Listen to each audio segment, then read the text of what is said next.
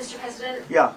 If the Iranians do rebuild, would the United States... If they rebuild? Would the United States strike again? And I have also a Sure. question about But Russia. I'm not going to have to worry about that.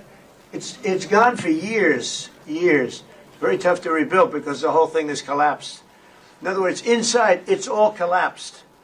Nobody can get in to see it because it's collapsed. You can't go in to see a room that has, 10 million tons of rock in it. And the tunnels are totally collapsed. But if they rebuild? Well, they've already looked at the tunnels. This was an unbelievable hit by genius pilots and genius people in the military, and they're not being given credit for it because we have scum that's in this group, and not all of you are. You have some great reporters, but you have scum. CNN is scum.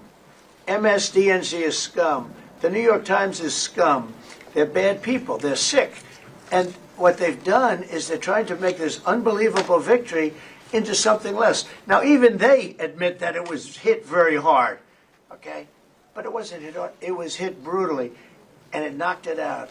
The original word that I use, I guess it got us in trouble because it's a strong word. It was obliteration.